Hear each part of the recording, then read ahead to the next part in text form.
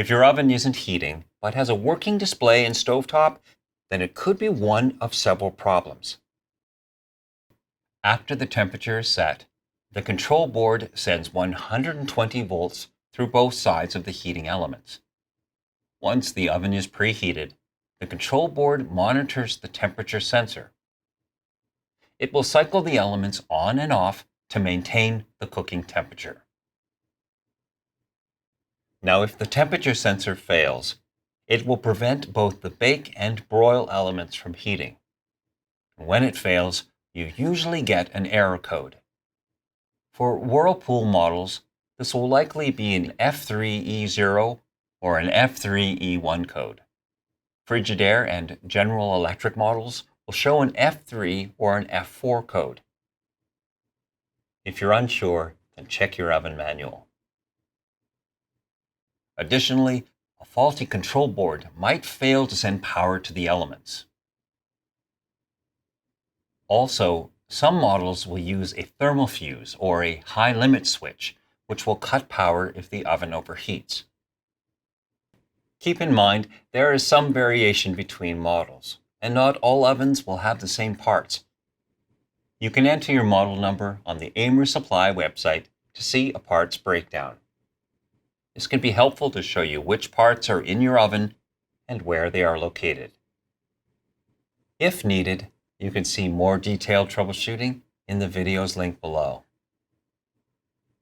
Always be safe and disconnect the power at the breaker and unplug it from the receptacle.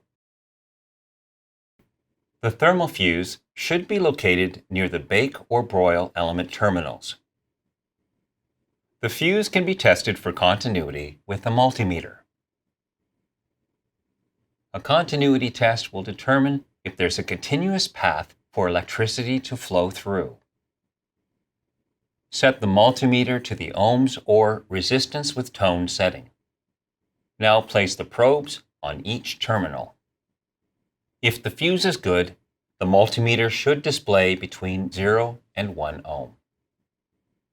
If the multimeter doesn't show a reading or doesn't beep, then there is no continuity and the fuse should be replaced.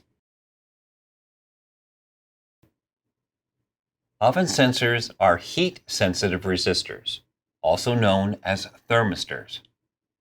These sensors have a different resistance at different temperatures.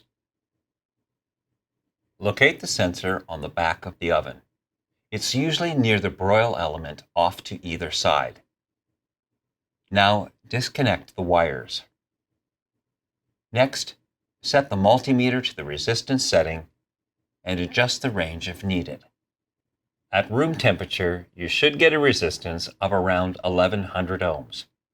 If the reading is significantly off and is under 1000 or over 1200 ohms, then the sensor is faulty and should be replaced.